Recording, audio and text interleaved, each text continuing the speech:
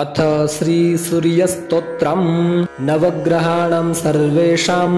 सूर्यादीनां पृथक् पृथक् पीडा च दुस्सहा राजन् जायते सततं नृणां पीडानाशाय राजेन्द्र नामानि शृणु भास्वतः सूर्यादीनां च सर्वेषां पीडा नश्यति शृण्वतः आदित्यः सविता सूर्यः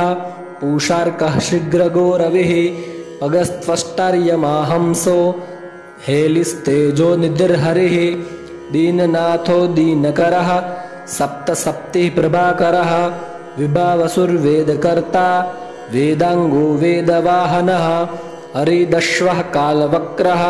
कर्मसाक्षी जगत्पतिः पद्मिनी बोधको भानुर्भास्करः करुणाकरः द्वादशात्मा विश्वकर्मा लोहितांगस्तमोनुदः जगन्नाथोरविन्दाक्षः कालात्मा कश्यपात्मजः भूताश्रयो ग्रहपतिः सर्वलोकनमस्कृतः चपाकुसुमसङ्काशो पार्श्वानादितिनन्दनः त्वान्ते भसिंह सर्वात्मा लोकनेत्रो विकर्तनः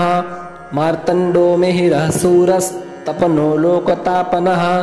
जगत्कर्ता जगत्साक्षी शनिश्चरपिता जयः सहस्ररश्मिस्तरणिर्भगवान् भक्तवत्सलः विवस्वानादिदेवश्च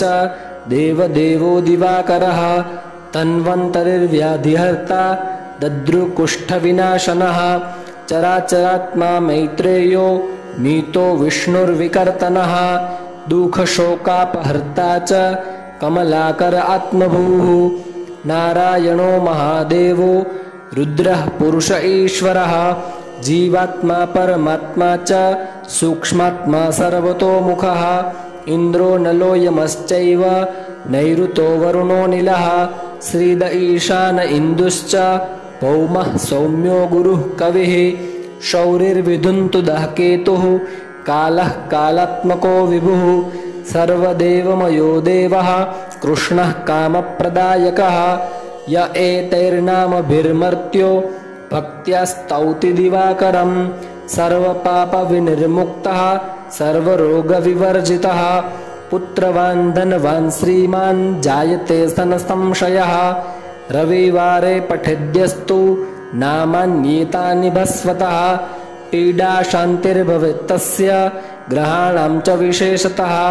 सद्यः सुखमवाप्नोति चायुर्दीर्घं च नीरुजम् इति श्रीसूर्यार्पणमस्तु।